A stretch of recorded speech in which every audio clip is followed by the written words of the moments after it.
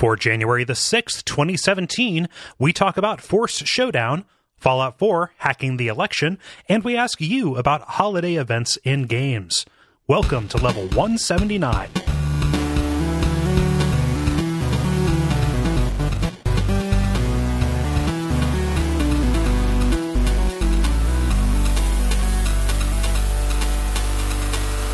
My name is Kole Ross. I'm Dennis Furia. I'm David Maismith. And I'm Ben Merkel. And you are listening to The Level. It's a podcast for people who love video games. Welcome indeed to 2017, getting it started right. Happy New Year. Yeah, Happy New Year. Happy New Year. Yeah. David, you have to say it too. You're contractually Happy obligated. New Year. There we go. Okay. Contractually. The year is now happy. Motion passes. So moved. I really hope that didn't bother my downstairs neighbor. I pounded my desk really hard. My hand kind of hurts. Should that be bruising that easily? Oh no. I'm lightheaded. Oh boy. What kind of desk is this? I gotta get me one.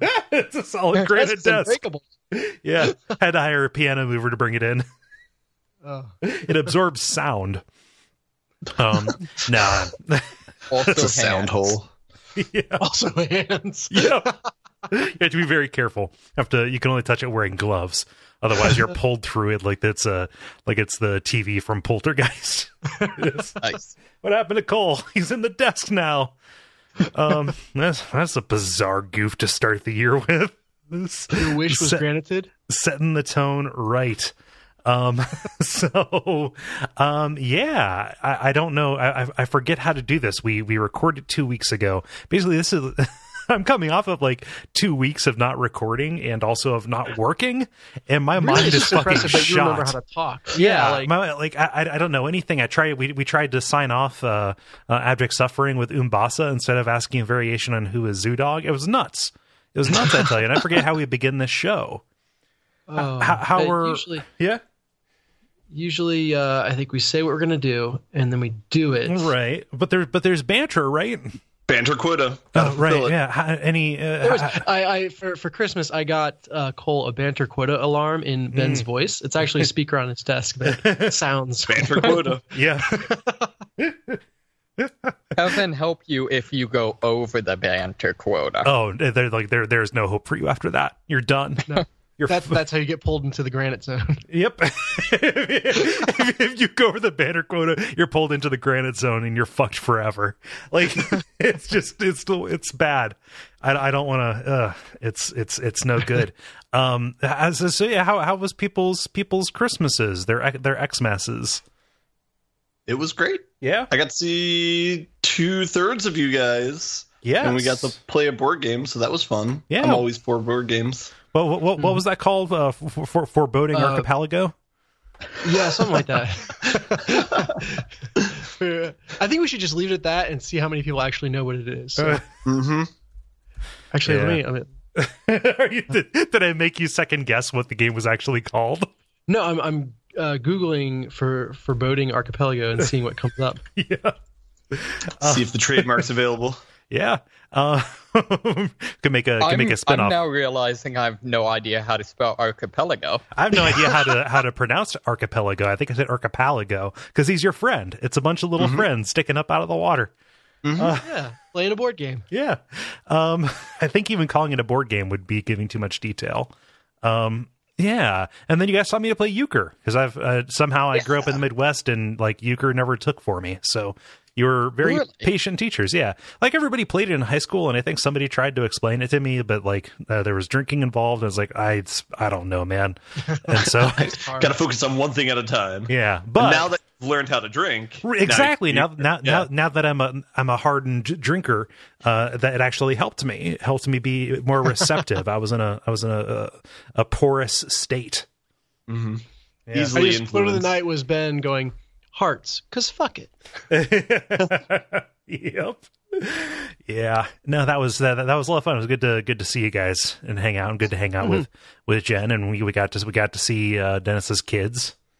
which was this was the first year the older one really could understand what was going on, and yeah. he was rightfully exuberant about it, and that was a lot of fun to watch. So that was my holidays. Very cool. Yeah, I got. Oh, good. I got to meet Milo for the first time. Oh shit! Happy about that. Yeah. Furia the younger. Mm-hmm. Yeah. Well, that's very cool. I got a Roomba. Basically, Nice. I told my family members, like, hey, just don't bother getting me a bunch of stuff. Just like all of you, just go in on this thing. It's on sale right now. In fact, if you hand me the iPad, I'll look it up and like place the order. Like, just whatever, you're done. So I did all of my Christmas shopping for her. Sit this one out. Yeah. So, good. Interesting fact: you can reprogram those in Lisp. Yeah, there are like stickers all over the damn thing talking about how you can get up in the guts, or the brains. The guts are where they store the brains. Yeah. Basically, what I'm saying is, if you leave me alone with the Roomba, I then might not go to sleep afterwards. Well, you're just teaching it lessons. Yeah. I don't know. I'm just saying it knows where you sleep. It might, yeah. Accidents could happen. Yeah. Oh man, it's so weird. It keeps on trying to pin me against the stairs and just runs into my ankles. It sees you when you're sleeping. It vacuums your duvet. Yeah. So Yeah. have you That makes me named think it of an yet? idea. I haven't named it. I bought a bag of googly eyes. However, the googly eyes are not adhesive. So that was $2 wasted. So I need to go to like an actual craft store and not like the craft section of a Meijer to get proper sticker Google eyes. And I want to. That sounds horrifying because the Roomba would like knock off its own eyes and then eat them. Yep. Oh, straight out of Bloodborne. Well, no, what I was going to do, like, at first I thought, I'm just going to put 2 big eyes on and call it a night. No, I'm not going to waste that Twitter/Instagram gold of, grant us eyes, grant us eyes, as you once did for Vaculus Ramba. Yep. Yes. Yep. So Dude. it is going to be festooned with eyes. I have to look at some kind of scare the shit out of some gas. Yep. I just need to. Good. Oh, I'm just saying. I let it be known that everyone owes it to themselves to Google image search Roomba costumes. Okay. I'm sure. I've realized tonight, and I've never really thought about it before, but there is a point where googly eyes, there are enough of them that they cease to be cute and start to be creepy. Yeah, it starts to be like those sliding Suriname toads where it's covered with eyes. Yeah, or covered with holes. I don't know. The hacker camp or wherever I went to, one of the women who works there like really liked googly eyes, so kind of as a nice thing to do for when she like went on vacation one week, the people work there bought like a ton of googly eyes and just like covered her work environment entirely in googly eyes. It was epic. Well, I'm dropping this into the show notes. Also put it in the Slack here to show you guys. That is also an Achewood comic strip that you'll see. It was a guest strip that was done, but yes, it is a very good idea to do that thing. To do that thing you said. Boy, oh boy, it is really hard apparently to buy googly eyes in quantities that are not in the hundreds. So we'll figure something out. That was my jam. I feel like there could actually be some strategy here with like keeping some googly eyes around, because there's a lot of evidence that people like simply even like the image of eyes, people feeling like they're being watched, dramatically decreases like likelihood of people stealing things or like behaving dishonestly. Okay. So they found like even like some places will have like say just like an open container for people to put in like donations or whatever. Oh yeah, they think they're They've being done watched. studies and found like even just having a picture of someone like dramatically, it's the whole like Big Brother is watching you effect. Right. Huh. Yeah. So I mean, I've got my little watchdog now too. So that's good. The watchdog of the old lords.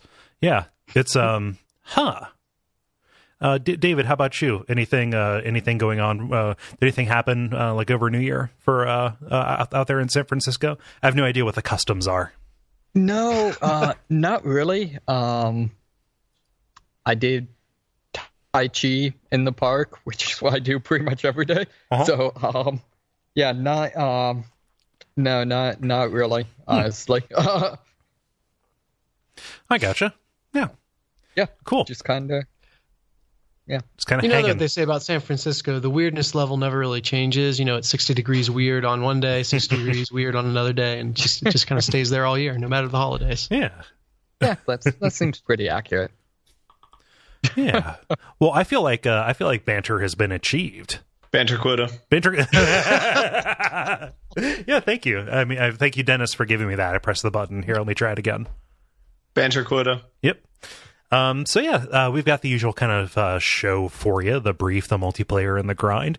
And why don't we get started with the brief, where we talk about things that are happening in the world of video games around us.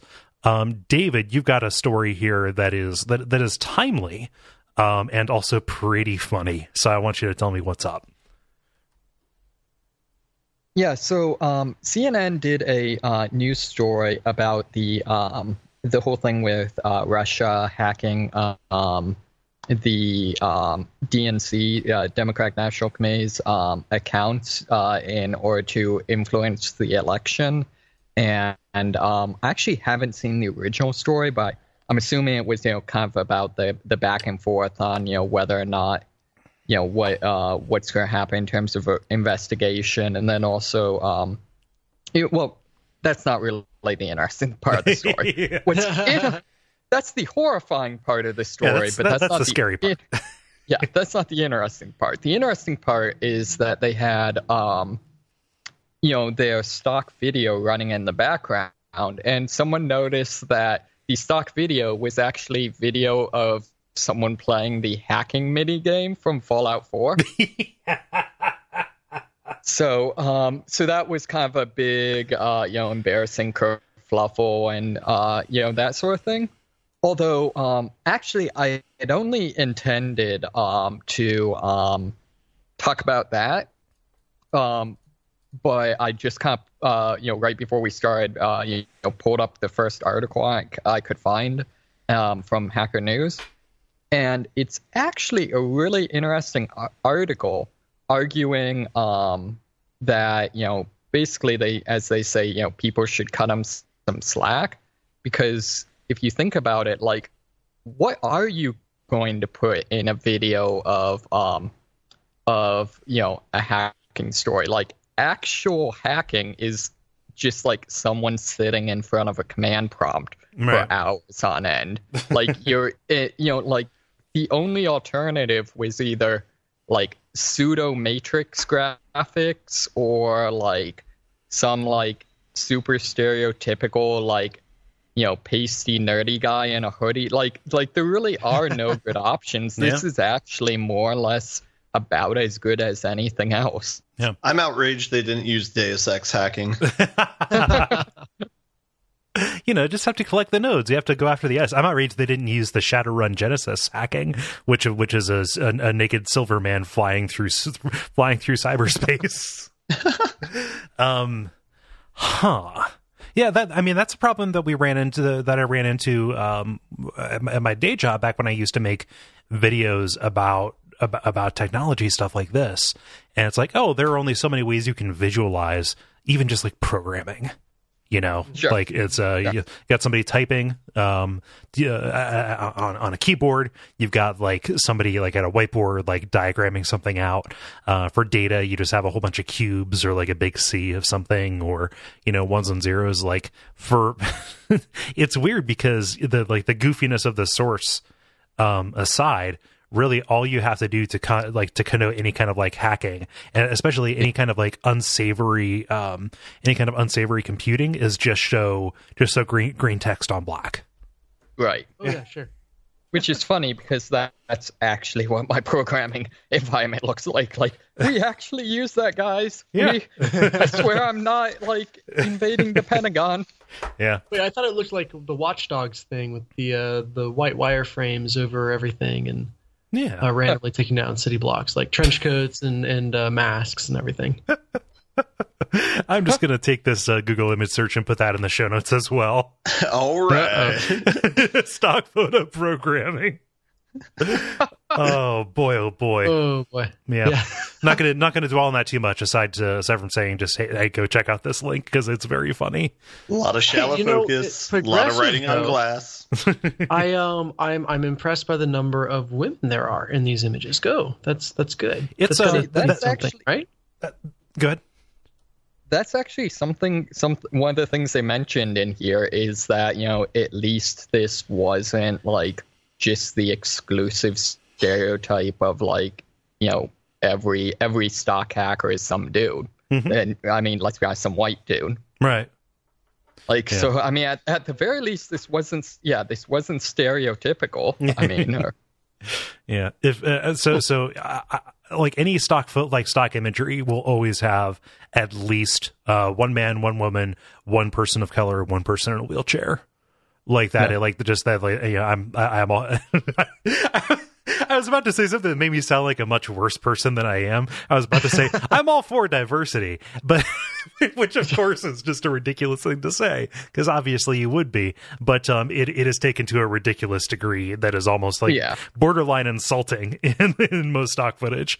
Although it's funny because, like, I remember when I was little, there was some like you know, kind of the other thing, like why you have to do that. I remember when I was little, there's some like summer camp or something, you know, some science camp or something I wanted to go to that like my parents wouldn't let me go to because, like, you know, the pamphlets they sent and stuff like that, it was like straight up all white people. Yeah. And so it was a thing where, like, it's like not doing it kind of imply, you know what I mean? It implies like, it says more about you than the other way.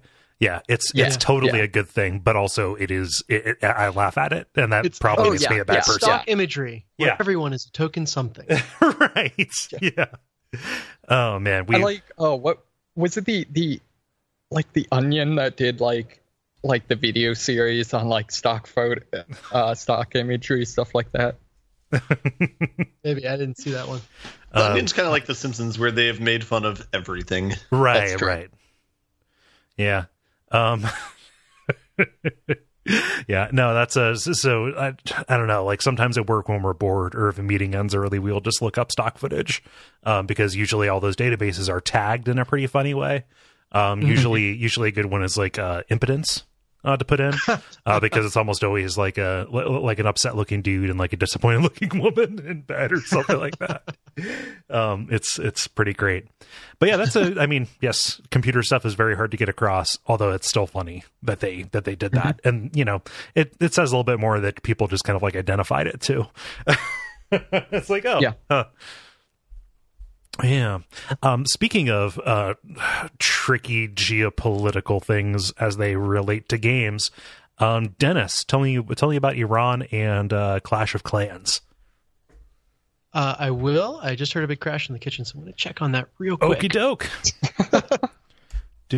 Meanwhile, you guys can look at stock photos of impotence if you'd like. There's a very funny one. It's the male symbol, but the upstroke is droopy. It's like yeah. See, I feel like if it would be if I for some reason needed to do a site on that or something, I would want to just do it entirely by analogy, though. Yeah. You know, it's like, give me a stock photo of a clown making a balloon animal, but the balloon isn't quite as inflated as it needs to be, so it's kind of just drooping. Yeah, a train's like barreling toward a tunnel, but then it runs out of steam right before it enters, right before it hits it. Yeah. My favorite photo is a man who's looking down his pants and has a thumbs down, like, positioned by the camera. My favorite's the one. It's the exact same, but in the background you see the Olympic judges holding up the number sign. Yeah, I really hope Dennis is okay. I hope that like something heavy didn't fall on somebody he loves. Yeah. Or even better, maybe something heavy fell on someone he hates. Oh yeah. Like someone tried to invade their home, and Jen just like, I don't know, clocked them with a frying pan. I've swung a frying pan around, like thinking it would be like a very effective weapon. The man, it's really tough because like a nonstick one, is really light, so you're going to swing it fast, but I don't feel like it has enough oomph. And my cast iron pan is it's a little bit too unwieldy. Okay, yeah, because I'd say I'd go with the cast iron, but yeah. If you think of the pan like a lever, it seems like it would hurt your hand as much as it would hurt. Well, depending on where you hit them, you know what I mean? Like it would hurt you as well. Yeah, and just the handle is too short to two-hand it. I think in a very effective way. Yeah. I don't know. I feel like it wouldn't be. I mean, if I'm in my kitchen, I have access to my knife as well. But what if the interloper has gotten to the knife first? Man, that's why you hide knives strategically around the house. That's why I always have a knife in grabbing distance. Also true. Yeah. I bought my brother a machete as a gag gift. Oh, nice. What type? Just the type that was $15 on Amazon. Okay. Yeah. Also, just pet peeve, in English, it's machete. Oh, weird. I've only ever heard it as machete. Machete is technically the Spanish word for it. It's in English, the word is technically machete. Huh. I had no idea. Call it machete based off of the Danny Trejo movie. Yeah. Based upon just on Danny Trejo. I mean, I feel like Danny Trejo is the alter ego for Machete. Oh God, Dennis, this is a terrible thing you just shared with us. There's exactly one photo shoot they did for this, and it is dark. Yeah, he just shared a Google image search for existential crisis stock image, and it's a lot of people with I don't know, content warning one maybe. Person. Yeah, one person. Yeah, there we go. He's in a lot of different poses, but in a room with a noose and a bottle of wine. Also, the dude who has a noose around his neck, a syringe in his hand, and is reading the Bible. Jeez. Are there any rules about this? I was going to predict that there's going to be a lot of crossover between that and headache stock photo, but yeah. This is much darker. Oh, hey, there's the impotence one. I do love. Are you getting the elephant one though? That's pretty good. Yeah, I see that too. Man, this does not translate to audio very well. Dennis, is everything okay? Everything is fine. Jen was trying to carry too many objects at once in one hand, so did not turn out well, but no serious harm. Yeah. So yeah, we can pick up right where you left off, which was asking me about Clash of Clans. Well, we never stopped. What is tell me about Clash of Clans in Iran. So Iran has officially blocked Clash of Clans in their country, claiming that it promotes violence and tribalism, which are two things that they apparently do not want, which is interesting. It is by far the most popular game in Iran. It's somewhere I read, I think it has like a 46% share of people who play mobile games. Wow. So that's almost half of all mobile gaming is Clash of Clans. Oh, no, excuse me, 64%. Ooh, jeez. That's a lot of Clash of Clans that is not going to be played anymore. But this wasn't just like complete propaganda. Well, it probably still was. They followed some findings that a panel of psychologists put out on evidence that the game encourages violence and tribal conflict. So, guessing they were kind of knew what they were going to find going in. But they turn it off, aren't allowing people on anymore. It's possible that they might allow it in the future, just with restrictions. Right. They'll do like a China and WoW thing. Exactly. In other news, productivity in Iran skyrocketed. Coincidentally, about 64%. So, wow, that's weird. It's kind of a coincidence, isn't it? Yeah. Funny. Is there any speculation? This seems like it has to be. There has to be some sort of more to this story, just because why would they care? You know what I mean? I don't know. I have no idea what things are like in Iran now. I'm just kind of ignorant of their situation in general. But I remember back several years ago during the Arab Spring, there was an awful lot of, just kind of government control of Twitter and social media, and basically any place where people would be able to kind of organize in a kind of quick and effective way. Given that Clash of Clans is a multiplayer game where you can kind of coordinate, I wonder if its ubiquity and popularity was being used for kind of similar networking purposes. So last year they also shut down Pokemon Go, claiming it posed a security threat to sensitive locations. Which, dog, maybe don't take your missile silo in Google Maps. Yeah, So, with it being the new year, one of the big news articles, and again, one of the more California things I've ever seen, is basically it gets to be January 1st, and it's all right. Here's all the new regulations. Yeah. And one of the regulations is it is now officially against the law in California to play Pokemon Go while driving. Oh, good. Yeah. I mean, it's one of those things where it's kind of sad that it has to be a law. Now, what if you're the passenger? Well, that's playing Pokemon Go while riding. Okay. Totally cool. I do know because I actually am studying the book because I need to. Are making me take my the written test to get my license here. Right. It is illegal to drink even if you are the passenger, unless you are in a taxi cab or a limo. Then you can apparently drink as the passenger. Huh. I could see limos being exempt because rich people, but taxis that's odd. Do Ubers count? I have no idea. Probably not. This is Silicon Valley. They have to count. I mean, why would Uber start following the law now? Exactly. Yeah. Although I do have to say it is pretty shocking the degree to which Uber has taken over here. Yeah. Something like there's something like Bro, do you even lift? What? LYFT.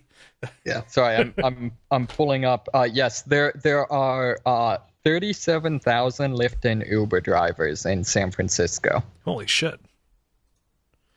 Yeah, that's crazy. It's kind of bizarre that they have to specifically outlaw Pokemon Go, because I would think that any kind of phone use would constitute driving while distracted. So that's what surprised me. I think, I mean, I doubt they said straight up Pokemon Go. I'm assuming they, though, somehow made it more specific. So maybe it said texting while driving beforehand, and now they specifically said games or something. Game. Yeah.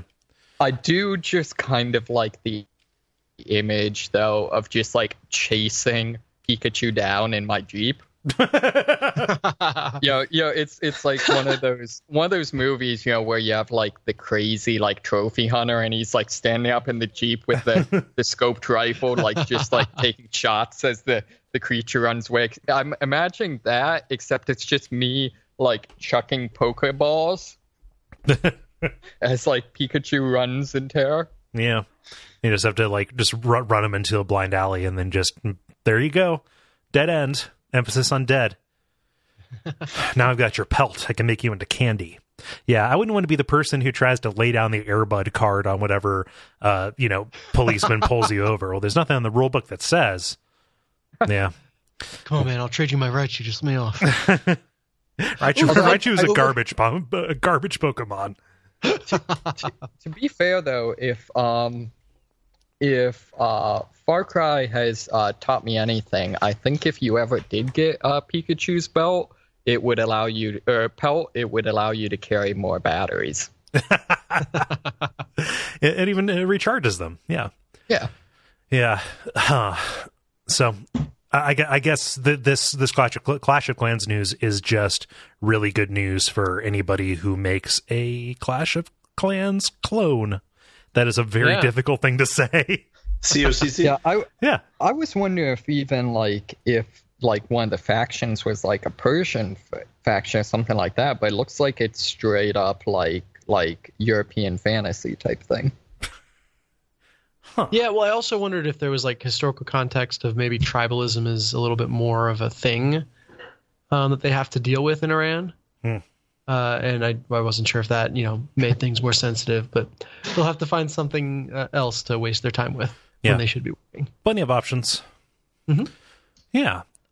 So I'm going to do one. This isn't so much a news story, just kind of a revelation that I thought was very neat, and I had no idea was the case before.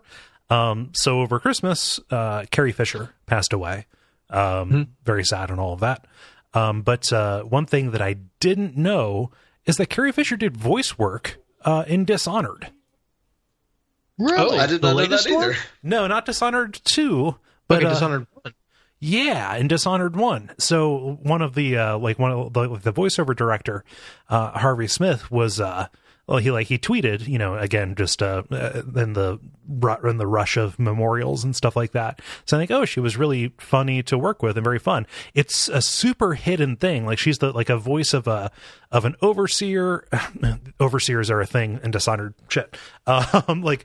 Picture like the Half-Life 2 voice in the sky style person, like making a security announcement or something like that. Oh, sure. Yeah. And you have to have killed somebody in one mission, like a propagandist, and then when you come back to that place later, you'll hear Carrie Fisher, kind of reading a security announcement, and it's kind of funny. It's just very strange that it was not advertised, nothing was made of it, and just, I don't know, maybe people knew about this, but I sure didn't.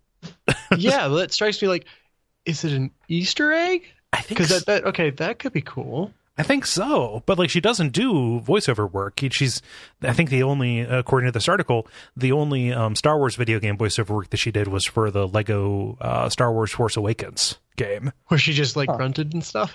Maybe those are. I think those are voiced now, actually. Oh, sellouts! Yeah, I think they started being voiced with Lord of the Rings or something like that.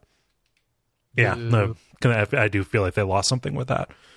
Yep. But I don't know. That's yeah. So maybe she pulled like a Bill Murray and was like, I feel like swinging in and doing some random. Yep. Here, I'll do your cell phone message. I'll do one message for this video game. Yeah. So kind of a similar just weird coincidence I never noticed, and I think unfortunately Dennis is going to be the only one this makes any sense to you, but you remember in the Resident Evil movie, there's the completely stereotypical Russian mercenary dude that has the only line that's worthwhile in that entire movie? Yeah. What was the line? It's what I guarantee you've talked about it on this show before. There was infected dogs chasing them, and he gets to the last one, knocks it down, and just puts a bullet in it. Bam! Stay. That's pretty good. And that dude is the guy who was the bully in Christmas Story or whatever. Yeah. It was Scott Farkas. Also played the brother on Titus. Yeah. How about that? Yeah. It's very, very strange. I was shocked when I found that out as well. Yeah. So he played Nikolai, character from Resident Evil 3. Yeah, very cool. So Ben, tell me about this. So the Steam Awards. We talked about the nominations before. How they come out? Yeah, so there are two different things that came out recently. They released the best-selling games of 2016, and then they also released the Steam Awards, which were kind of custom awards. I don't know if they made them or if fans made the categories. They're all kind of weird, but they made most of them, but then the last like 4 were made by fans. Gotcha. Okay.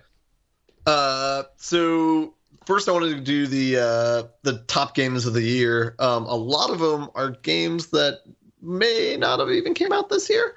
So on Steam, the top 12 in no particular order were The Division, XCOM 2, No Man's Sky, Dota 2, Grand Theft Auto 5, Fallout 4, Rocket League, CSGO, Civilization 6, Total War Warhammer, and The Witcher Wild Hunt, and Dark Souls 3. Huh. So, yeah, that so those are the game like the best sellers. Yeah. So is Rocket League, was that the only non-AAA game on that list? Yeah, unless I don't know where No Man's Sky falls. So, but yeah, that's pretty much it. Well, to be fair, I said game, not. Hey, hey, play the rabbit hole alert speaker that I gave you, Kole. 1 second here. Let me find it. Rabbit hole. So besides the bestsellers, the other awards that they had, I'm not going to read all of them because not all of them are great. But the one that I like the best is the Boom Boom Award went to Doom. I mean, it would have to because it rhymes. Yeah, of course, yeah. The best use of a farm animal award went to Goat Simulator. So I mean, that was a giveaway though. I'm really glad that Stardew Valley did not win that one. just for it being the like most missing the point nomination you could possibly have. Yeah.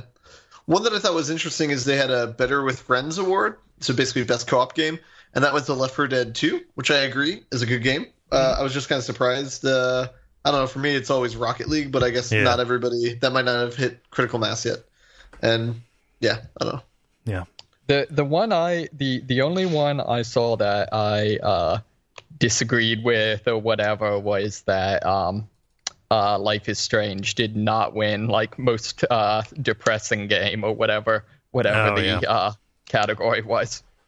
Yeah, I'm not crying. There's something in my eye. Yeah, I forget what won that, but The Walking Dead. Yeah, I don't know.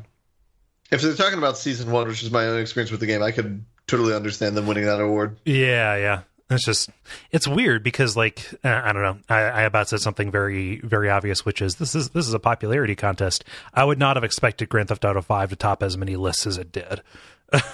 Yeah, it won game within a game. Sorry, go ahead. It just seems to have way more pull. I just kind of missed it. Yeah. But it seems to have a way more long lasting pull than I was expecting. Yeah. The thing that I'm surprised by is like you play Grand Theft Auto 5 and you play Grand Theft Auto 4, and I don't think they're that.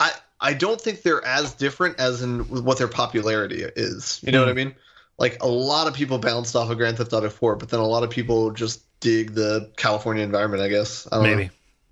See, I don't get it because like 4 was probably the main one I've liked so far. Mm-hmm. Huh. Yeah, I didn't much care for it. Like 4, just kind of like I played and beat it, but there's very little that I would be able to actually like recall to you about it. It's literally the only one I've ever played, and I don't think I actually did wind up beating it. That sounds like a brief to me. Multiplayer. Now it is time for the multiplayer, where we ask you a question and the nice people answer it. See, again, I forgot how that goes. The nice people come later. Dennis, what is the question that you asked? The mean people. No. Yeah. What is the question you asked? What is the question? Oh, that feels so wrong. Yeah. I need to go take a shower or something. I can't be a part of this. So the question was about seasonal events, which lots and lots of games do. A lot of MMOs specifically, but Christmas, Halloween, or just stuff in general. They do ephemeral events with special maps and items and all that. So what were the best ones? Yeah, I'm going to start off with David here, who says the Midsummer Fire Festival in WoW. You go around lighting your faction bonfire and extinguishing the others. My wife and I completed the achievement to do this to every location in the world.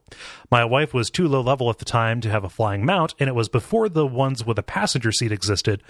So we spent an hour or so over a few evenings traversing the world to get this done because she is an achieve-oholic and had to do it. It's one of my fondest memories in WoW. Whoa! That's impressive. And you've won an award. David, you are our millionth commenter. Way to go. Wait, what? I don't know if you had the siren come through. Yeah, there was a siren somewhere that was very, very loud at the end of that comment. I'm sorry. No, you don't need to apologize. It was very funny. I'm pretty much used to like I said, I live with the slicers. Yeah. Wow is kind of known for these kind of things. I didn't know they did one in summer though. That's nice. Yeah, they do a lot of pretty over the top ones. Yeah.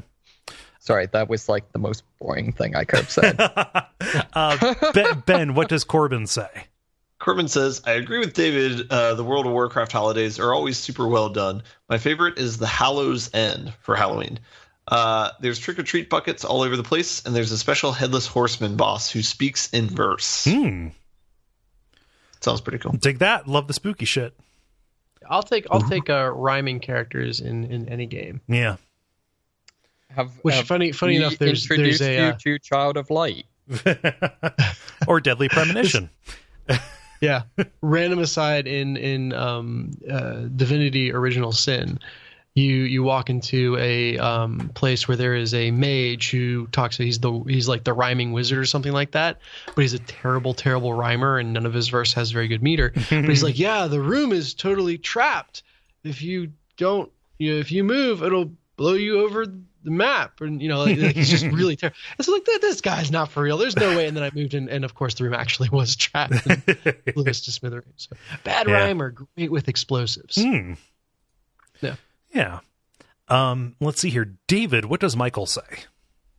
Michael says, Destiny does a really fun Halloween event involving trick-or-treating, spooky dialogue/music, and masks you can wear during the season.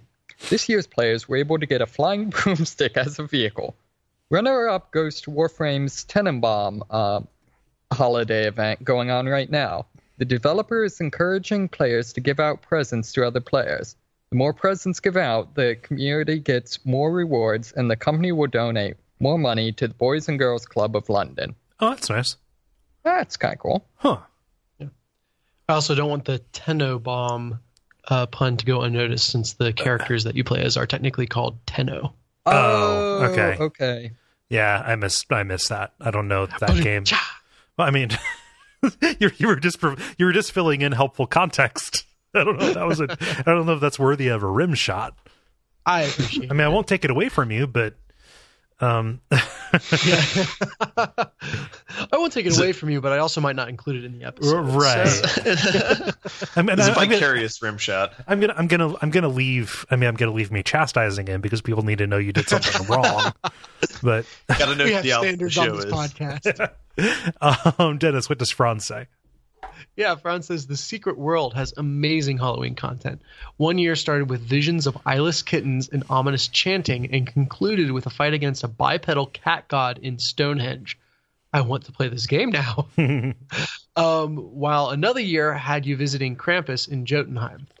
And you receive a jet black teleporting kitten with tentacles growing from its back as a pet. Pretty good. I really Yeah, miss it's the pretty great. Secret World. I need to get back into that. I was gonna say it's still running. I think it's free to play now. Yeah, it's an incredibly difficult game, and so getting back into it would be really, really tough without having all the like strategy and like reflexes memorized. Right. Sure. But Yeah. This sounds like that cat shit's on point. yeah. Yeah. Let's see. Sam says the seasonal skin, emote, and voice unlocks in Overwatch. One of my mains is Junkrat, and thanks to seasonal content, I can now have him dress like Frankenstein and yell "Merry Christmas" over and over during matches. Just like that Apple ad. God, I really don't like that Apple ad. The fucking sad Frankenstein. Ugh. Oh, it's the worst. Oh, I don't like any of the recent ads that Apple has put out. I feel like that's a conversation for another time. Yeah, To fucking be fair, I don't like any of the recent products Apple's put out. recently, so. yeah. No, but that Save it for the Apple podcast, guys. There are not enough of those in the world. So said the guy on the four white people talking about video games podcast. No, but that Frankenstein ad is fucking cloying. I don't know what they're trying to say. He doesn't. It doesn't even actually like. I'm letting it go. I'm not trying to bait you, but it's very funny. Let's see. Ben, what does Steven say? Steven says, Overwatch had some fun skins for Halloween and Christmas, but my favorite I've heard of is probably what FromSoft did with Demon Souls for Valentine's Day, where leading up to it, the world tendency was pure white. And then on one day, switching it to pure black or something of that sort. Can't remember exactly off the top of my head. Yeah. I think translation. What does this mean? World tendency is very difficult to describe. Basically, it is something that has to do with the number of NPCs that are killed, both in your own game and possibly across the network as well. How many deaths you have suffered, time spent in spirit form, basically determining the difficulty of the game, either raising enemy difficulty and thus raising what you get out of it, or lowering it. So pure black tendency is like, oh, the world has just decided that you're just fucked right now. Whereas pure white is, kind of like a little bit easy. And this is kind of a notorious system because manipulating it was actually required to accomplish certain quest lines, because the levels would change slightly or certain NPCs would only be in certain places on world tendency. So it's a little bit like a very Baroque way of instituting like a good playthrough, bad playthrough kind of thing, but it is a little bit more nuanced than that. Dark Souls ass mechanic right there. Yeah. Did I explain that well, Dennis? I think, dude, you're assuming I understand it at all. Okay, I just said you're the only person who's played Demons. If you didn't, I'm sure the internet will let you know. Right. It sounds like difficulty. Yeah. Basically, the point is they made the game really easy and like, oh, that's kind of weird. And then on the day of Valentine's Day, they're like, nope, fuck you. Which is pretty fun. I probably should have just said that. Yeah, that works. Yeah. Pretty good. Let's see. David, what does Dustin say? Dustin says, a favorite of mine has to be from NCSoft's Lineage, not Lineage 2. Halloween event circa 2004. Jack-o'-lantern and other mini-bosses randomly spawned throughout the land. When killed, they drop an assortment of pumpkin seeds and Halloween candy. Also, deep in their drop table was about 0.01 probability, even less, was a rare jack-o'-lantern costume. When you equipped it as a helmet, it polymorphed your character into one of the jack-o'-lantern event monsters. It had no purpose, but looked cool and had an awesome death animation, where the eyes would glow and head would explode as if a firecracker went off inside. So I wore it all the time in safe zones while I was AFK, only to tease other players because it is no longer obtainable. I was asked to sell it many times over the remaining years, various serious offers. Crazy what people will pay for a sprite on a monitor. And they post a picture of a sprite on a monitor. Yeah, that's ridiculous. If I had that, I would never use it. I would only do it in party play with trusted friends, because if you post that up, I just cannot imagine dealing with the people asking you to to sell that to them or give it to them or something like that. Like, oh, dude, you want to? No, it's mine. See, I was just thinking about how much how the trading system works. I was just thinking how much you could screw with people, since it apparently allowed you to be indistinguishable from a boss, just like terrorize the noobs. Oh no, it's April 4th. What's going on? Yeah. Dennis, what does Sid say? Yes, it says, I enjoyed Christmas and Phantasy Star Online, but I wish I could have played on the official Xbox servers back in the day. That's when they forgot to shut it off for over a year. That's amusing to me. The video game version of like leaving your lights up too long. Yep, that's pretty good for a year. Christmas next year, nothing. They turned it off and it never comes back on. Yeah. You've had enough Christmas. You were bad this year. Nobody Actually, told I kind us. of did that. Oh, good. There's a holiday card back in Hearthstone that I think it was last year was the first year that it was unlockable. And so, I put it on the same way everyone else did. But in Hearthstone, it's notorious that they have a ton of card backs. Yeah. But really, you never see them when you're playing the game. Like, you don't see your own card backs because your cards are face up. Right. So, like, I just realized in April later that year, I've still got my Christmas card back on.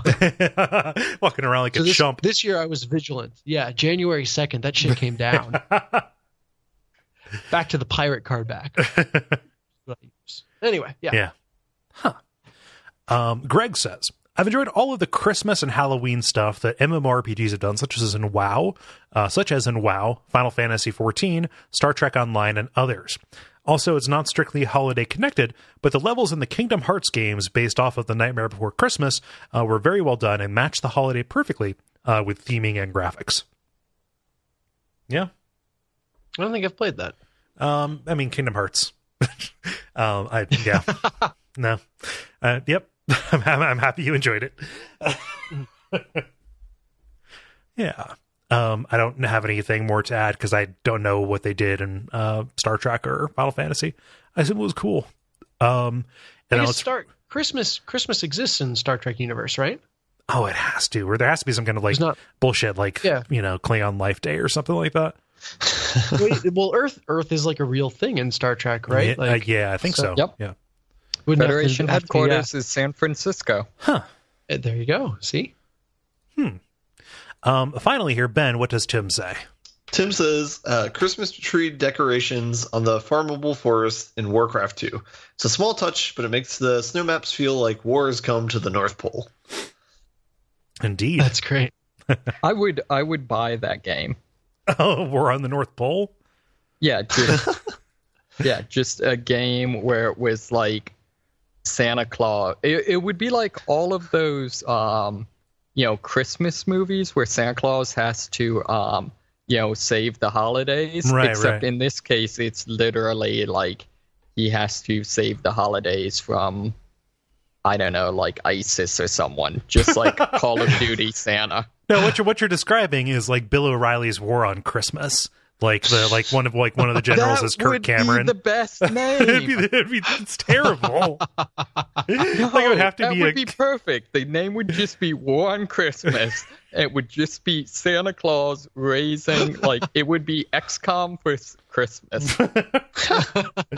Huh. What about a Hitman North Pole level? They already got their holiday level. Yeah. Yeah. Well, thank you, everybody, for writing in. Thank you, Dennis, for posting that. I believe it was you who posted that, right? It was indeed. Okay. If you want to participate in those, look for the prompts to go up on our Facebook page, facebook.com/the level podcast on Tuesday afternoons. That's all the information you need. Go home. The grind. Now it is time for the grind, where we talk about the games we've been playing over the past week. Let's see, Dennis, you were not here last time, so I'm going to start with you. Can I cut in just real quick? Were we going to give our answers to the multiplayer? Oh, I suppose we can. Let's yeah, we forgot to do it. I was in such a hurry. So yeah, this is a reprise of the multiplayer. Yeah, me too. I don't know that I have one. I don't want to take yours, David, because I kind of know what it's going to be. So I'll leave it for you. I'm going to say Christmas Nights. going to Blockbuster in the summertime and buying the Christmas Nights disc for Sega Saturn for, I believe, $1, and playing nights in Christmas themed levels with jingle bells over the music. Ben, how about you? I have two. So Batman, I think Arkham City, they have a calendar man in the game who will say specific stories on specific dates. So I think that's like a cool festive thing that they built into the game. Yeah. And then the other one I have is, they're basically the only other one I have exposure to, is Rocket League. They do seasonal items both for Halloween and Christmas, and I think other times as well. But during the winter, they have a snow map. And one of the cool features of it is it has persistent tire tracks. So as you drive around in it, like, that persists. And if you demo somebody, like run into them really fast and they explode, there's like an explosion on the ground, and that persists as well. So that's pretty cool. Is traction lowered? I don't know about that. I know like on I think on the snow day. It's such a competitive game. There's no way that they would do that. Well, unless it was in like its own offshoot mode. I know, like, for example, they have one map called Snow Day where it's a hockey puck instead of a soccer ball, and I know on that like the gravity is different on the puck versus the ball. Okay. But even on that one, I'm not sure if they change anything with the car's traction. Right. So, yeah. Huh. David, how about you? Sure. I'll be interested to see if either of these were the ones Kole was thinking of. I think the first one would definitely have to be Kingdom of Loathings. Yeah, that's the one. Yeah. Kingdom of Loathings. Christmas things they do every year. Mm-hmm. It's one of those things that'd be hard to describe, but basically they're like a month-long storyline and about kind of their version of Santa Claus, and each year is kind of tied to the last one, so it's now this 10-year long saga they're kind of a part of. Yeah, and they're all just completely over the top. Yeah. That would be the one. It just, for me, it's amazing that they continue to do like new stuff year over year. Like just the amount of care that goes into it's crazy. It's funny. It's also funny for me because I only know the guy's screen name. Zach. Yeah, I think so. What's the screen name? Yeah. It's just like it was kind of funny because my only interaction, or hearing them communicate before I met him at saw him speak at DragonCon one year, was just like they had a tendency several years in the row to people would complain about the event, stuff like that, and eventually they just lose their temper and post this huge rant to the forums. And so it was just so weird because the only time I had ever heard them communicate was just when they were royally pissed off. Yep. So it's obviously mentally or rationally I knew they weren't that way, but just that was just subconsciously this is the picture that you had. Yeah, but they're total sweethearts and they're friends of the network. Yeah, no, I mean they're really badass guys. The other one I'd throw out is Fallen London does some really cool ones because they very much do kind of their own very Lovecraftian takes on each of the holidays. So for example, for Valentine's Day they have the Uncommon Rose, which is this rose that has the face of a small child. It's supposed to be it's adorable, but its bite is poisonous and things like that, and that's supposed to be an analogy for love or something. They do a great job of bullseyeing kind of their themes in a weird take on the holidays. Yeah, that sounds super creepy. I mean, it fits, but it sounds awful. And by awful, I mean amazing. Oh shit! Something I wanted to say that I completely forgot to.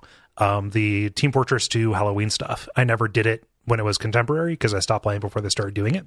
But when we played stuff, when we played it for Watch Out for Fireballs, like just having whole nights that were just the Halloween maps with those events, with their crazy MMO style raid bosses and stuff like that. Way into it. Like that was a lot of fun. Actually, I'm kind of surprised no one mentioned the Overwatch did a kind of a raid for Halloween this year. Yeah. Which I guess would be the only year the game's been out, but still. Yeah, I mean, they mentioned the character skins, but I'll talk about the raid since that was absolutely fantastic, and I spent a lot of time on it. Just because it was so different from the main game. The game is competitive. At the time there wasn't really a lot of formats that weren't just kind of the 6-on-6 maps. And not only did they make it a co-op thing, but they like completely redid a section of map for it, and had custom versions of the enemies and everything. So that it was just really impressive how much love and care went into it, especially when you looked at like the balance and the strategy of playing on the harder difficulties, and then the fact that they even had difficulty. They had like easy, medium, and hard mode. But they put out something that felt incredibly polished, that they knew was only going to be around for like a month or so. So that just speaks well of the level of passion on that team, that they'd make something so good that was so temporary. Yeah. Well, they also had, in the game, there's, banter that like the characters will, do kind of Left 4 Dead style. And it's all custom banter because, it's supposed to be someone telling like a scary story. So even though it's, the classes are, the characters, they're not supposed to be, the actual people from Overwatch. So all of the personalities are different. Stuff like that. Yeah. So, but I feel cool. Like for Jala is not here to represent, so I do have to rep the adventure box or whatever from Guild Wars 2, where they straight up have a like 2D pixelated or like kind of a 3D pixelated They put like a pixel shader kind of thing. Yeah. It's basically a platformer within the game. Okay, now it's time for the grind for real this time, where we talk about the games we play. Dennis, since you were not here last time, we're going to open up with you. Yeah, absolutely. So I finished Bloodborne, and I don't think I've talked about that on this show yet. But holy shit, like that game is great. Yeah, Bloodborne's fucking amazing. Played it as a whole, like it just really, really enjoyable. Yeah. And I transitioned right into Dark Souls 2, which is mechanically like a really, really good game. Dark Souls 2 or 3? Oh, sorry, 3. Yeah, the numbers. But transitioned right into Dark Souls 3, which is mechanically really good, but I miss that quick dodge from Bloodborne, man. Like I can't do without it, and just I really liked the aggression of Bloodborne, and when you go straight from one game to the other, you kind of notice the fact that that's missing. Yeah. So that's I'm enjoying Dark Souls 3 just fine, but that is something that I miss. I'm for the first time in Dark Souls 3 playing a dex-based character. I've always run strength primarily, or like glass cannon magic guy primarily. But even then, like when I was doing the glass cannons, I usually had like a big ass one-hit sword that would crush people. Right. So this is my first time being like a speedy, zippy, quick guy, and I think that has helped my transition away from Bloodborne. The fact that I feel more empowered in Dark Souls 3, I think more because of my build than because of mechanics changes between the Dark Souls games, to jump into the fray and feel like I can dart in, get a couple hits, and then switch over to the next guy. So go ahead. They also, at least from what I've seen, 3 dramatically nerfs shields. They're a much worse strategy this time around, just because a lot of the enemies have take their attacks take a lot of stamina, and they can combo almost indefinitely. Right. Interesting. So, particularly like any knight-esque enemy, going like for a shield strategy against them is very, very difficult. Yeah, it gets to be a little bit more tricky, like after the catacombs. Like that's when they start introducing kind of infinite stamina bosses and infinite stamina enemies in a way that is a real bummer. Mm-hmm. Gotcha. I've been rolling with the shield, or it's a wooden shield. I forget what it's called. And the Uchigatana, and I think I said that right in Dark Souls 3. The shield has worked really well as a failsafe, because you can roll out of having your shield up. Mm-hmm. And so what I'll do is I'll have my shield up and still try to dodge roll all the attacks. And if I roll on time, great, I'm through, nothing lost, and I can go back to attacking. But if I roll slightly too late, I'm covered, and at least I didn't get absolutely obliterated damage wise. So that, I think that's empowered me to go much more aggressively after like dexterity as my main stat to do a lot of damage. Yeah. I recently found it's a boss weapon. It's a spear that restores a bit of health to you when you kill an enemy with it. But it seems to be hitting. It scales better with dexterity than the Uchigatana, and it hits pretty hard. So I'm thinking about maybe moving over to that. We shall see. That's fun. It's funny if you're coming away from Bloodborne, and then going to a spear, which is the decidedly the least Bloodborne weapon in the series, because they're made and optimized for hiding behind a shield while you use them. Exactly. Yeah. See, it's funny because I actually, what was your weapon of choice in Bloodborne? In Bloodborne, I actually used the saw spear, but I used it extended, and mostly it was like a slashing versus a stabbing weapon. Yeah. Okay, because I, in both 3 and Bloodborne, as far as I've gotten, used the great sword.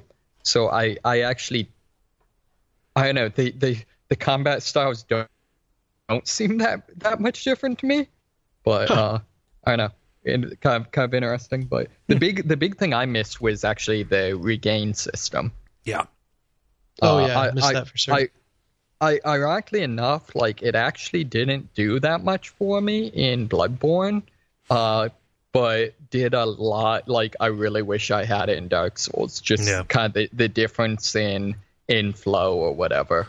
And they tease you by giving you a set of rings that make it seem like you're going to get a regain system, but they do not work exactly like regain did, and they're very limited in usefulness. Yeah, the regain system is really good. It's a shame that they decided in Bloodborne to just eventually make it so that enemies would attack you in a way that completely circumvented it by doing grab attacks and stuff like that. Yeah, I've listened to you guys talk about that. I never quite felt like I ran into that late in the game. What enemies specifically are you talking about with those? The obvious one is like the Winter Lantern. And also any of the ones that will jump on you and do it like a grab attack. That does. To be fair, there's at least one incredibly bullshit enemy in Dark Souls 3 that does that. Yep. Oh yeah, the Gru guys and the swamp. Yeah. It's that was fairly bullshit. The other thing, the life drain guys are the one reason I will never play Dark Souls 3 again.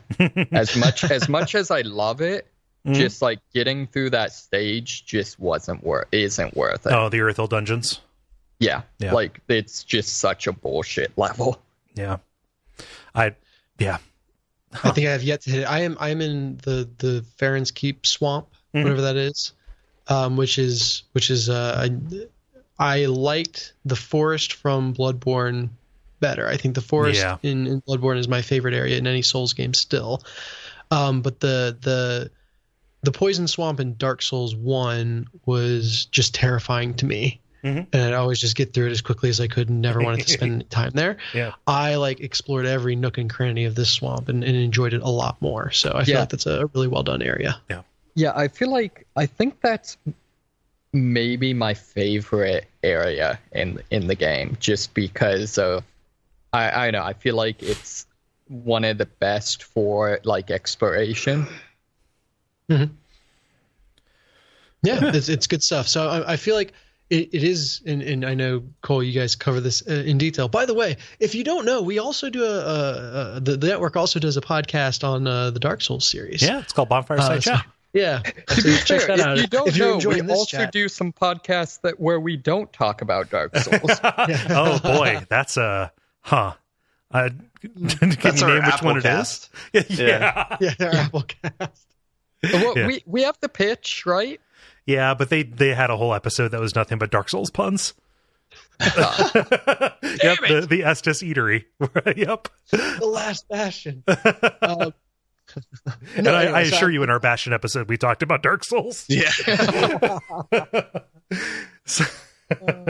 Oh, that's a good segue, because I'm playing a game that is very Bastion-esque, I think, as well. Okay. It's called Forced Showdown, and it's a twin stick brawler, kind of like Bastion is, where you're moving with one stick and you're looking with the other, but your attacks are for the most part kind of melee focused. Is that a fair way to characterize Bastion?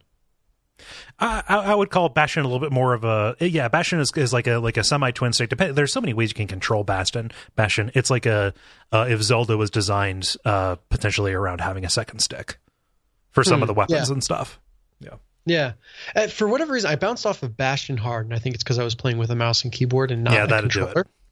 But for Showdown, I'm playing with a mouse and keyboard, and it hasn't been a problem at all. So I can't put my finger on exactly what's different. But I'm bearing the lead. The hook with Forced Showdown is that the upgrade tree for your character is based on a deck of cards that you build. So it's got like this collectible card game.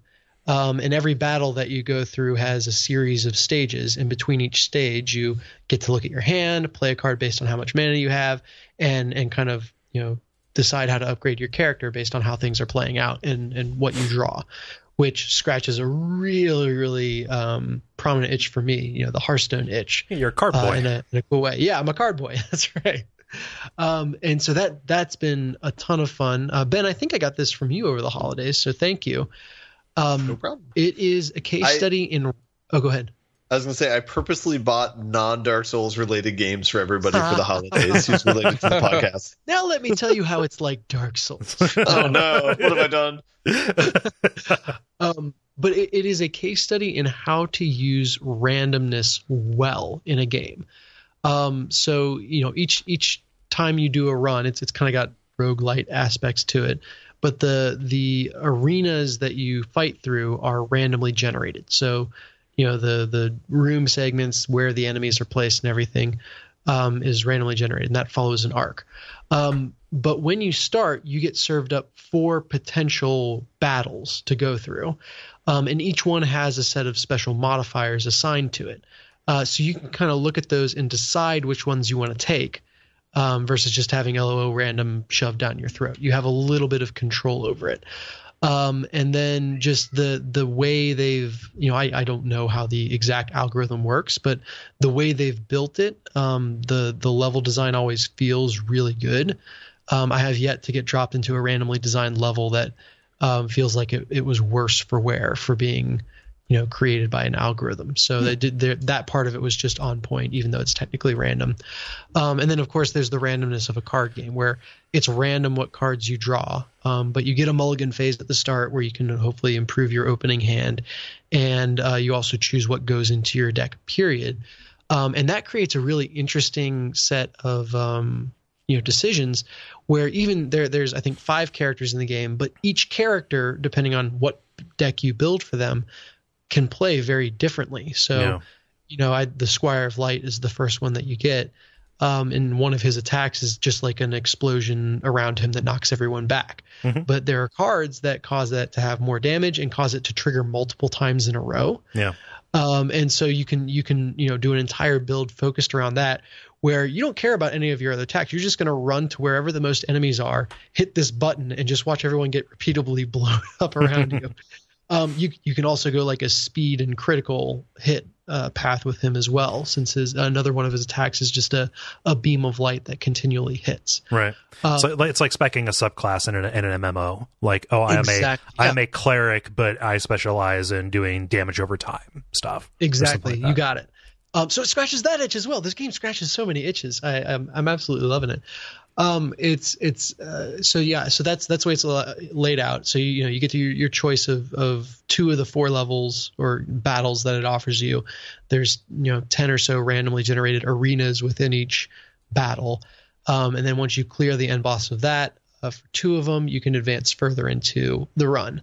And there's an end boss after a certain number of floors for each run, but I've been surprised at how often I don't make it all the way. Like this game has a fair degree of difficulty to it, and it is somewhat reliant at the later stages on just drawing well, not to the point that you feel like you get screwed over by your cards, but there's definitely that strategy stays at the forefront of your mind throughout the game. You never get to a point where you're just like, okay, I've played enough cards and I'm a god now, and I don't have to think for the rest of this run.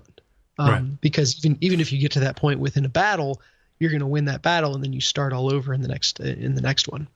So that's usually fun. After you complete a run, you get coins to go buy cards, which is just a giant Skinner box, which feels great. Of course. I mean, is that similar to like getting cards after a round in Overwatch or something like that? Yeah, kind of. Like you get a certain number of points and you go and just push a button, watch a literal like slot machine wheel spin, and see what you get. Yeah. Anyway, yeah. So I've super enjoyed my time with it. And I feel like my card collection is still relatively small. I'm not sure how large the card pool is. So we'll see. I don't know if I'll max it out and kind of solve the game eventually, or what, but I anticipate this being a game that just has a lot of replay value. Like, I got a half hour to kill, I'll go do a Forced Showdown run. Yeah, there's no multiplayer to this, right? No, and the team has explicitly stated that they are focusing on single player for the foreseeable future, which I think is the right decision. Like, this game does what it does really well.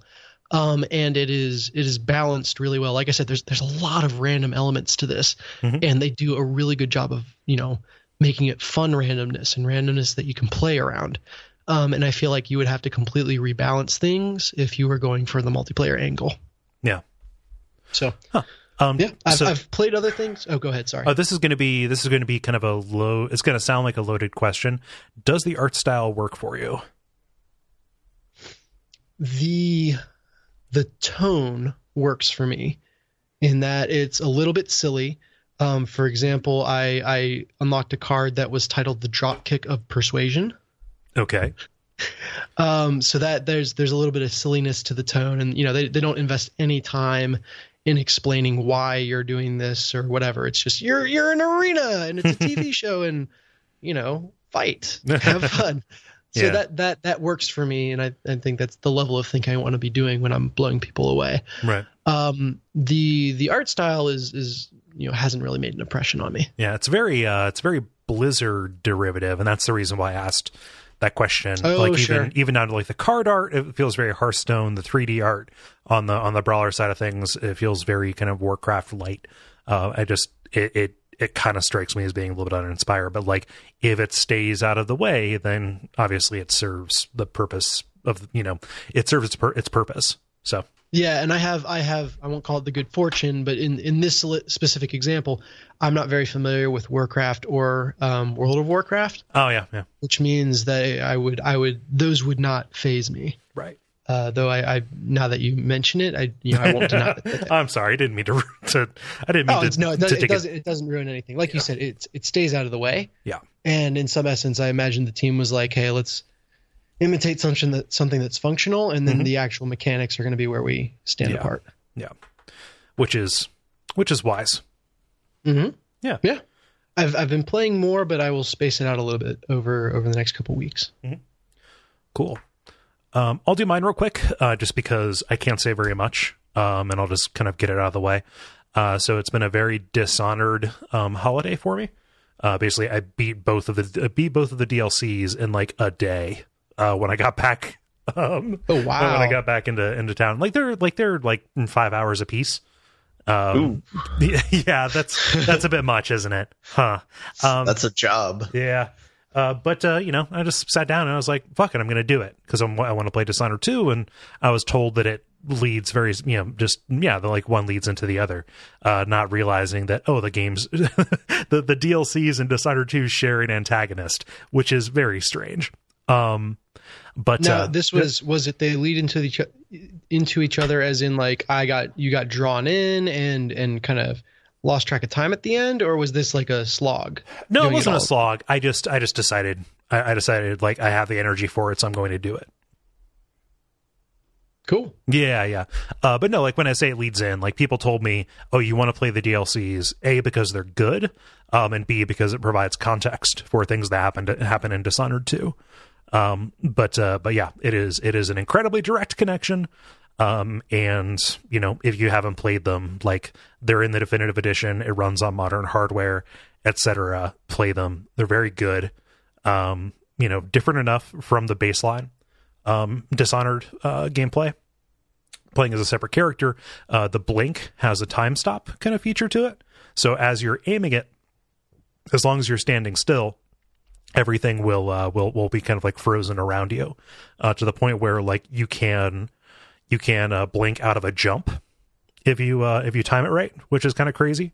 And that kind of, it's a subtle change, but it, kind of changes up the topology of it. The last time I spoke about this, I, kind of alluded to having difficulty seeing the world through Dishonored eyes again, because it had been so long since I played that game. Yeah. And there was a very noticeable thing, like even within the first really difficult mission, like I got my legs under me again, and I stopped getting spotted so much. I stopped dying so much. It also helped that I decided just to go like high chaos. Like I didn't care about not killing people. Just as I figured it out again. But yeah, it's a very satisfying game to learn, very, very empowering, et cetera, et cetera. Mm-hmm. I don't know that I have anything more to say about the DLC. Do you guys have any questions about the ways that it might differ from the base game? Are there any places where they make you blink in like midair, like what you're talking about, like with that edition? It's never very like mandatory. It just gets you new options for getting around if you decide you want to do that. Okay, it's kind of tricky to do. Yeah. And I've started playing a little bit of Dishonored 2. I'm at the level called the Clockwork Mansion, which is tremendous. Spoiler. And a lot of people are talking about it. Ben, come on. There's a clock in a mansion. Yep. I know too much. TikTok. No, you might as well not even play the game. But no, it's like that level in particular is kind of stunning in what it does. Like it does some Portal 2 level shit with the geometry around you in a way that like even still is remarkable and kind of surprising when it happens. But Dishonored 2, like it's more of the thing. I like the way Emily's powers differ.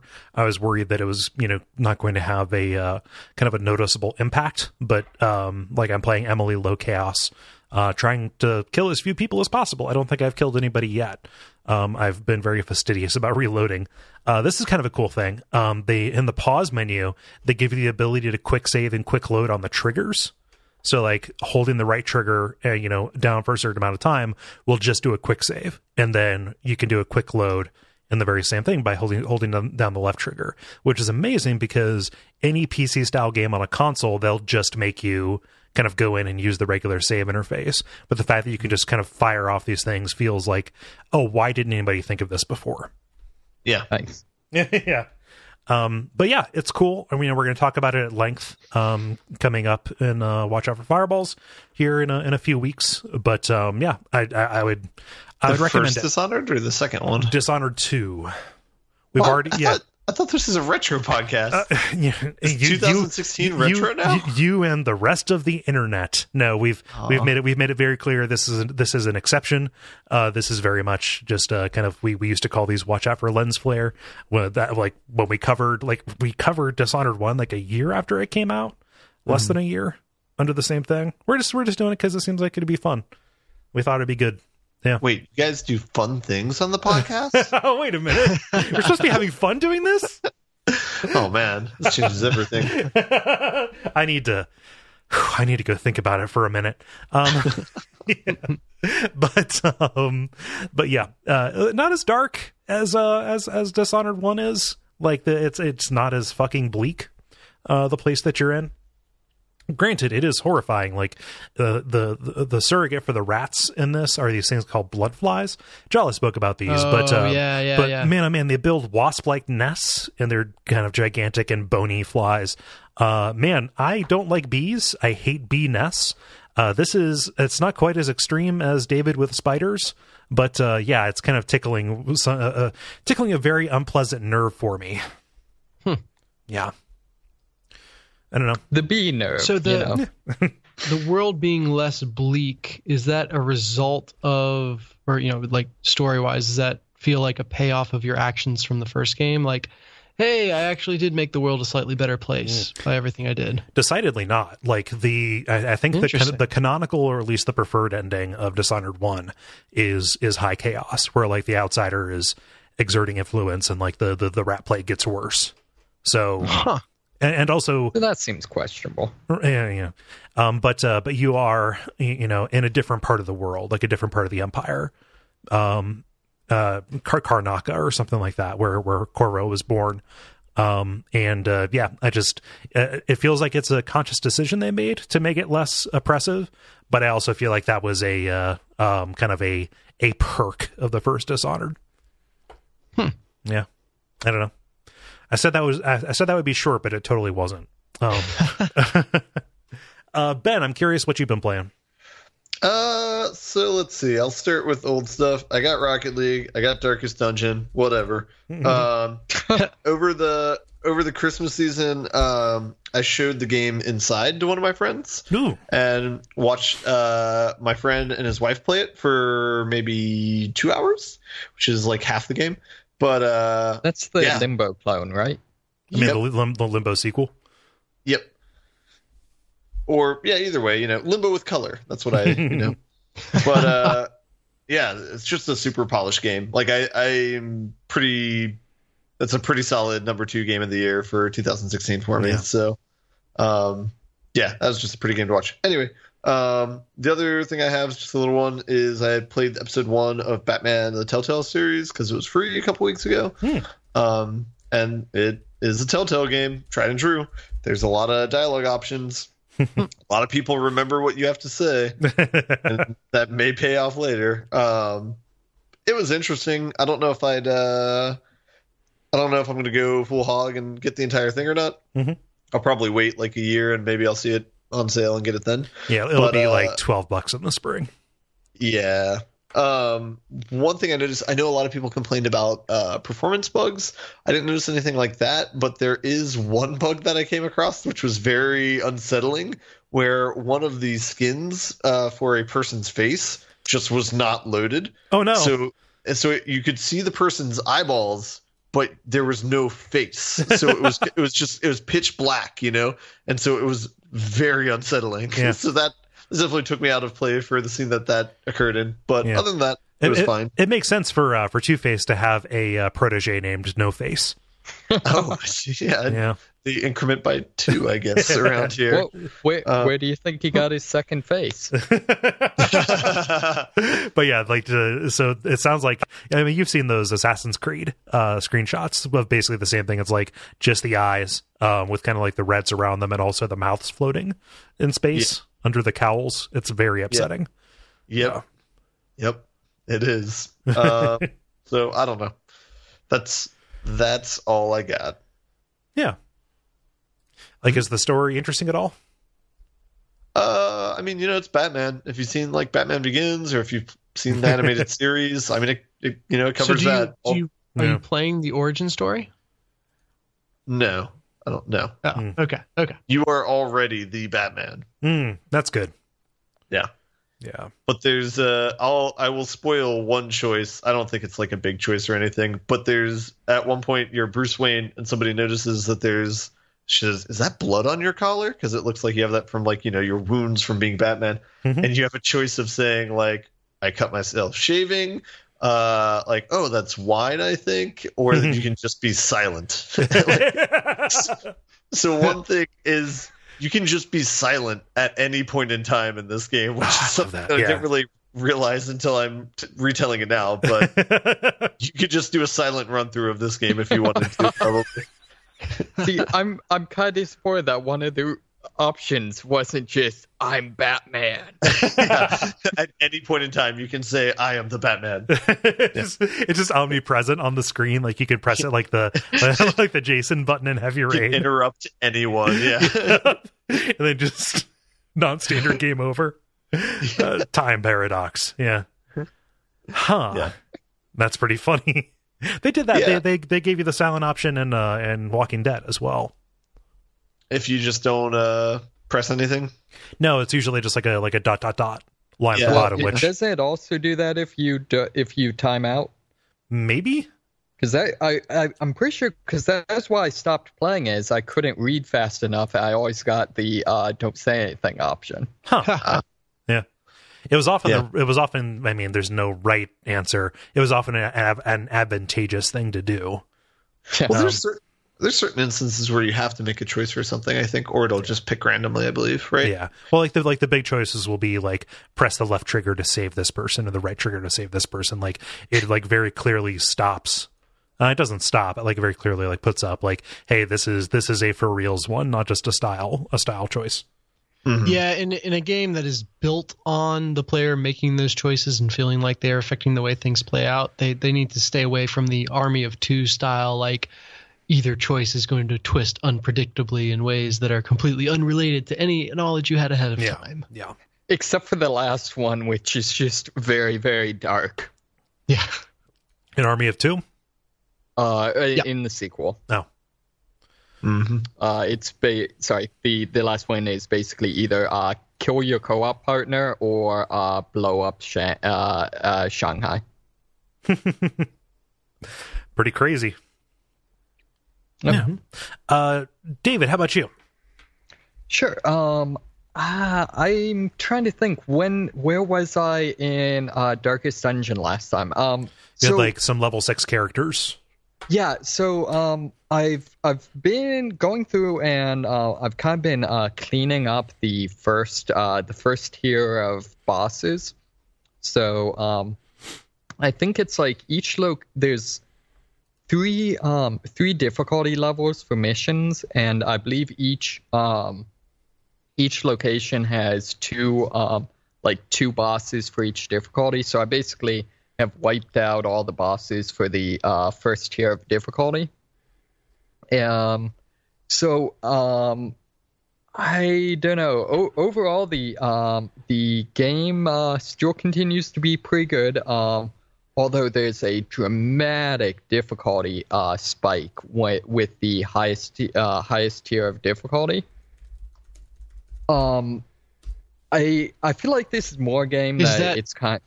Oh, gone. Oh, is that because it's meant to be kind of a challenge mode, or is this like, hey, you have to go through this level to finish the game? I think you have to go through it because actually the highest difficulty, the final level is even higher difficulty than this. So that basically that's level 5 difficulty, and then the final level is level 6 difficulty. I think what it is just generally speaking, at the point where you start getting these missions and having level 6 teams, you probably have not unlocked level 6 gear and trainers yet. And so you're just like de facto by where you are in the game, under leveled or under equipped or whatever you want to say. So it's just enemies hit hard because of that. So that's kind of just the thing. So I'm kind of going through and throwing in some sacrificial lambs and raising some money and things like that. Probably the most blatant is there's a random event that happens that is a bandit raid on the city, and it's basically if you don't do anything, they destroy 2 of your permanent upgrades. Okay. And it's if you go in the mission, it's a level 6 mission, and one of the consequences of that is even if you decide to abandon the quest and just escape, a random character will automatically be perma-killed. Huh. So, and like I said, at this point in the game, it's like you're probably going to be underleveled for it. So the only real viable solution is you just recruit a team of level 0s and send them in to get slaughtered. Yeah. Sounds like Darkest Dungeon. Yep. So you just have to keep these guys around. You're like they're basically in your pantry for these vampires. Yes. So what like does it cost a lot to acquire new recruits? The way you're talking about it, it can't. No, see, it's actually something that I feel like is really, really well balanced because they've kind of got a setup, and I'd be interested to hear if this is kind of your thought on it. It's set up where, like, once you get to fairly high levels, say like level 5 or 6, the expense that's represented in those characters in terms of like how much you've spent on upgrading their gear and skills and stuff like that is significant. You've made a significant investment in the characters. Yep. However, the actual like those upgrades you buy, you don't have to like farm for gear. For your base gear or anything like that, you can just buy it, and characters level up fairly quickly. So it's a thing where there's a significant investment, but if you have the resources, you can take like a level 0 character up to a fully kitted out level 6 character very, very quickly. So it's gotcha. So it's kind of like both are true at the same time almost. Yeah. And granted, you're guaranteed to always have at least one beginner level mission available, and it doesn't cost anything to recruit people, so you can never back yourself into a corner. Gotcha. Yeah, but you might have to like dismiss people or something if you have like all people who are higher than the easy mission. Yeah, so that's part of the reason I've actually not had very many, not counting like those characters that I just straight up sacrificed to the bandits. I've only had like 4 deaths so far. So that's actually one of the reasons I went through and purposely did all those missions, is because I was trying to out-level them. Although I would say overall, like, those things are kind of a feature, really, because I feel like the most interesting part of the gameplay is very much like, all right, here's the characters that are in the right level range that don't have too many diseases or stress, mental health issues. Yeah, health issues, things like that. That here's the characters I can potentially use. All right, how am I going to make a viable party out of this? Is a lot of the gameplay. It's a lot of fun. Yeah. Have you found it harder to level up certain character types than others? I mean, I'm trying to think here. The ones that are kind of difficult are the Abomination's difficult just because he doesn't play nice with others. Right, and in particular, there's only 2 dedicated healing classes, and he can't group with one of them. Okay. there's a couple of characters I just don't like. I haven't found a good use for the bounty hunter. He has some nice ones in terms of like being able to move around a little bit or like move people around. But yeah. Sure, and I think part of it is like my go-to strategy on it tends to be like emphasizing very, very high single target damage in order to basically kill enemies as quickly as my primary defense is offense. Yeah. Do you use a lot of the Crusader and the leper? Actually, my go-to, like most of my parties revolve around my highwayman and sometimes grave robber and the arbalist. Okay. I have not used the last one, the arbalist. I have not used that person at all. I have not found a use for that character. So how do you use that one? Sure. That's honestly the nice thing with that character is that's a really good character for filling out a party. She has a pretty good, probably the best heals of a non-healing focused class. Likewise, she has like good debuffs and good DPS, so that ends up kind of being my character that is sort of fills in the party. The other thing that's nice is you can build up her critical hits real high. Okay. So the other characters I don't like the Hellion that much. Yeah. And then I'm real love hate with the grave robber. Just because her movement abilities I just can't are really cool, but I just can't quite get a party composition they work well with. She has one of the coolest move names where it's like pick to the head, pick to the face, or something like that. Yeah, that's fun. Yeah. Question about the highwayman. Do you do the lunge point blank shot combo? Yes. Where you just yeah, that's basically what it revolves around. Although what I really want to base the build around is lunge, just because I really like the counterattack feature of it.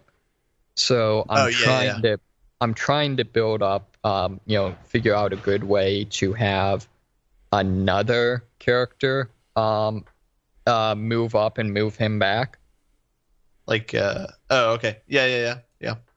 So and that's actually one feature that I really like that I think is kind of cool is speed in this game is straight up initiative from Dungeons and Dragons. Yep. And one of the really neat things is a lot of it I really almost when I'm like buffing character speed, I'm more considering the relative speed of my party members than I am the enemies. So like I'll often purposely give characters debuffs to speed because with the movement abilities, I need to ensure that for example, I'll have situations where I'll start out the battle with one of my characters in a position to where they can't attack, but I'll make sure the speed's set up so that my other characters can lunge past them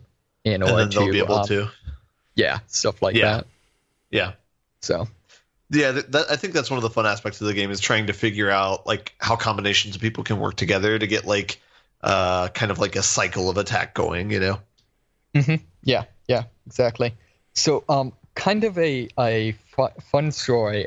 There's a achievement for getting your first two characters all the way to the end of the game. Okay.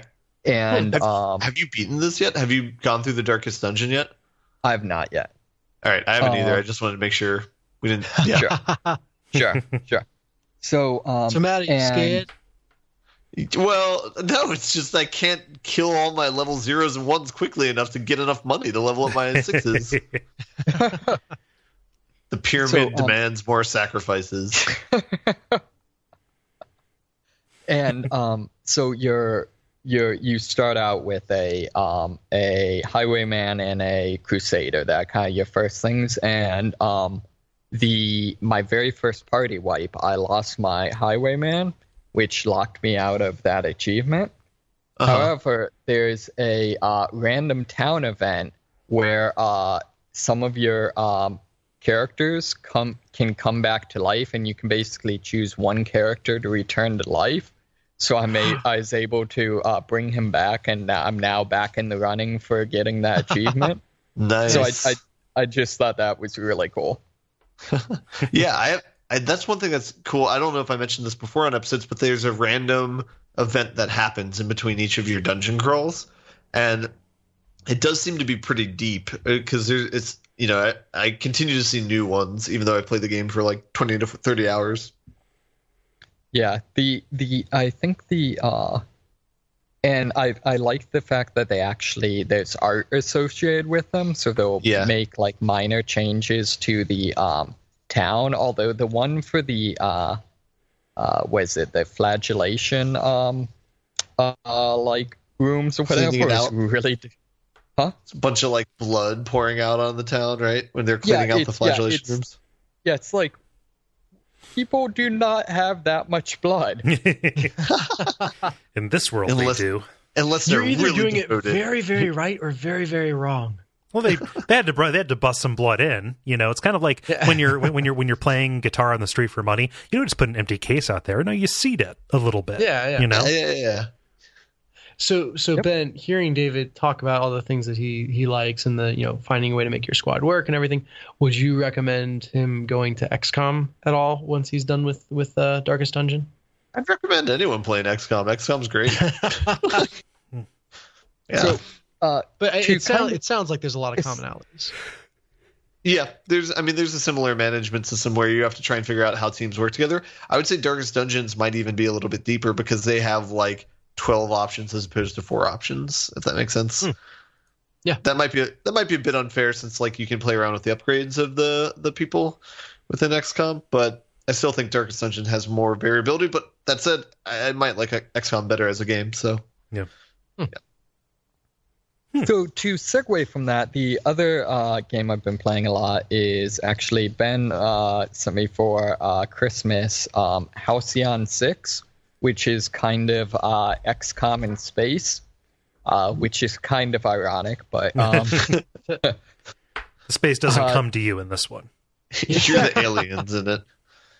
Exactly. So so it's basically it's kind of a Deep Space Nine. I don't know if you'd say parody or it's kind of inspired by that. So the plot line is basically that the human race is driven to the brink of extinction as they do, and the only like starbase they have left is basically this floating like precursor artifact starbase thing. And so you have to kind of rebuild the base XCOM style and take on the enemies. And so, has definitely a base, the base management style is straight up lifted from XCOM, although the combat is much more, is a turn-based kind of Final Fantasy type thing. And it more emphasizes more of like a resource management than it does some of the more so than the having to make decisions about like what technology to go for the way XCOM does. But it's a lot of fun so far. It's got a really weird kind of sense of humor. It's overall it's kind of a relatively fairly serious game overall, but then there's just a lot of just real quirkiness. So all of your officers have have bios, have backstories, and they're almost all just very, very over the top. So, there's a bunch of them that are like, your tech officer might, have been saved as a child from some like assassin cult. However, they secretly still wonder if maybe they are the second coming of, Ogoth the Undefeatable or whatever. One of my engineers gained fame for single-handedly taking down a giant insect infestation on one of the star bases with only a forklift. However, a bunch of his, some of his coworkers claim he was just watched too many 20th century action movies, stuff like that. One of the things I like actually is all of your the way they do kind of like a veteran system for your ships is when they've been in enough combat, you gain elite crew that are like a passive buff, just like +5, damage in combat, things like that. It's a little bit like Civ. Right, exactly. But they're all named after characters from like popular sci-fi shows. So like one of my ships has like Cadet Zoe, Lieutenant Worf, and I think like Cadet Crichton, things like that. Yeah. So, it's just a lot of fun. Right now I'm in negotiation with kind of the frog people, who are sort of the stereotypical like greedy like businessmen aliens that try to screw you over. So I don't know, it's just a lot of fun. It's a Halcyon 6. Yes. Yeah. Neat. I don't know that I have any other questions about that. It sounds like a neat little thing. I had no idea that existed. Yeah. It's really good. It's not early access, but it still has some roughness around the edges. Yeah. But I'd say the core game's pretty good. Actually, I'm sorry. One more thing I want to call out: the music in it is excellent. It's all old school chip tunes, but really makes a lot more use, in particular, of I don't know, you probably can give the terminology for this. Basically, like in the music, not all the instruments are the same volume. I mean, just like a strange mix kind of thing. Does it like pan? Does it do any kind of like I think stereo effect? It's more just like if you listen to like actual music being played, like an orchestra, at different parts, different parts of the melody will be played louder or softer. But then it seems like when you listen to most soundtracks, it's just everything's at the same volume. No, I mean, it just sounds like they're mixing it in a kind of distinct way, very intentionally. Yeah. So. Yeah. Neat. Well, I'm curious about this. Yeah. I definitely recommend it. Nice. Cool. Sounds like a podcast. You guys want to button it up? Yeah. All right. Thank you so much for listening to level number 179. We're getting up there. It's a forbiddingly large number of episodes that we have. What's the cutoff? When do we have to start a new podcast? 300. But people are double every time. People are going to hold us to that. But thank you so much for sticking with us into the new year. If you're checking us out for the first time, also thank you, everybody. If you have not left us a rating or review on iTunes, I really appreciate it if you do that. It takes a little bit of time. I know you have to venture into iTunes or the podcast app on your phone. It's not really that fun, but it does make a difference. We've gotten some nice ones here recently. that I appreciate. Also, we mentioned the Facebook page earlier, and if you want to support this show and others like it on our network, you can go to patreon.com/Duckfeed.tv, and you can get cool bonuses by backing at certain levels. Lots of new stuff is starting up here in the new year. And if you haven't checked it out, head on over to Radio Free Midworld. That's the show that I do about the Dark Tower series. We're going to be doing kind of related books in the in the interim. We're going to be doing the Eyes of the Dragon after the Gunslinger wraps up, before we get into the drawing of the 3. It's a good time. That is radiofreemidworld.com. Also on Duckfeed. Yes. Is there anything that I'm missing? I don't think so. Have a great New Year. Yeah, Happy New Year. I guess towards the end it won't be a new year anymore, but it will be the newest year. So right, it is currently the newest year that there is. Yeah.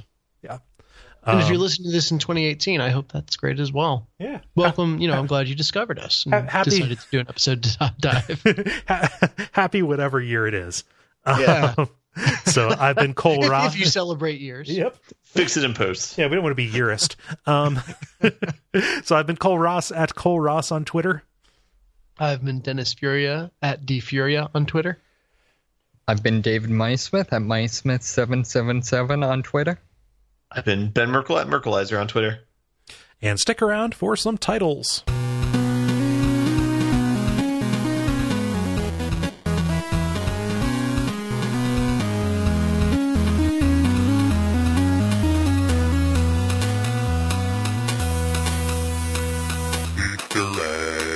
Okay.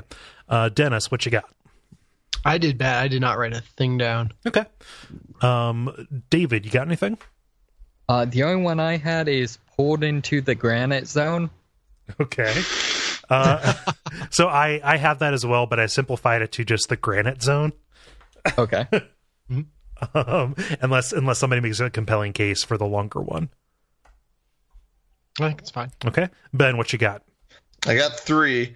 I have "Do you even lift?" spelled with a Y, because I really like that joke, even though it got no response. I laughed. See, I didn't get it. Otherwise, that actually was pretty good. Yeah. All right. I got the other ones I got is the Airbud card.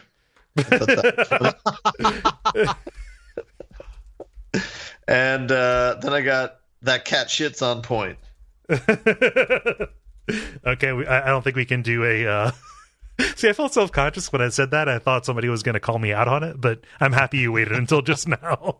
Wait, for what? We were talking about that, Secret World Halloween events with the crazy cat stuff, the tentacle cats. Oh, yeah. And I said, oh, man, their cat shit's on point. Mm-hmm. So I had the Granite Zone, and I also had Foreboding Archipelago. Yeah. So what was the game, by the way? It's Forbidden Island. Forbidden okay. Island. Yeah, it was very fun.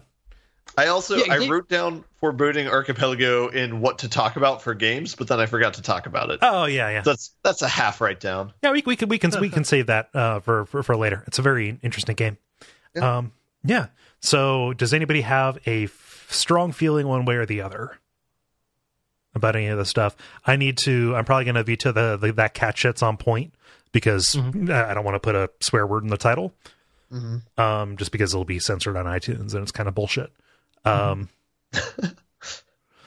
now, I would go ahead. Go ahead. I said I was going to go with the Granite Zone, or Ben, what was the other one you said? The Airbud card. The Airbud card. And that one struck a chord with me. But either of those are fine. Yeah, I like the Airbud card a lot. For as funny as the Granite Zone thing was, that's kind of out there on Front Street. I want people to, I want people to dig for it. Cool. Do you have any objections to that, David? No, sounds good. It is decided. All right. Well, I need to go to bed because I have a 9:00 meeting scheduled. Somebody did that to me like a fucking savage. I'm still in that honeymoon period with my job where it feels like cheating to get in at 9 in a good way. Like I feel like I'm getting away with something, like, oh, I had so much time this morning, because I'm used to a job where it's like 8 a.m. and everyone's Yeah. I'm sure exactly that will wear off eventually. Yeah. But Yeah. for the time, it's pretty nice. awesome. Whenever. Well, it's one of those things. I'm so spoiled because I'm 25 hours a week. I don't technically need to be in, from 9 to 5 in order to rack that up. If I get an hour late, I'll just work an extra hour another day or something like that. Like, it's flexible, except when somebody schedules a meeting, and obviously I'm going to be there on time because I'm a gentleman. But it's like, oh man, it upsets me more than it ought to. And I understand I'm speaking from a place of tremendous privilege, but yeah. And by upset, I mean, whatever. It's like an 8 a.m. college class, right? Where it's like you can complain about it, but then at the same time, you're like, broader scale, it's probably good that you're going there in the first place. So right, yeah. So it's just it is literally just an inconvenience that I'm getting in at 8:50 instead of 9:20 or something like that. Yeah, I'm unemployable is the problem. Yeah. That's why you're making your own job, which is awesome. Yeah, I'm ruined. I think you're doing pretty good. Yeah. You should keep this in as a sale to go to Patreon. Yeah, please. I'm building a tremendous amount of sympathy. Hey, that job you work where you have to go in at a certain time? Hey, take some of that money and give it to me to be a piece of shit. Okay, I need to go to bed. Thanks, you guys. Good night, y'all. Good night. Yeah. Take it easy. Have a good week. Yep. See ya. Bye.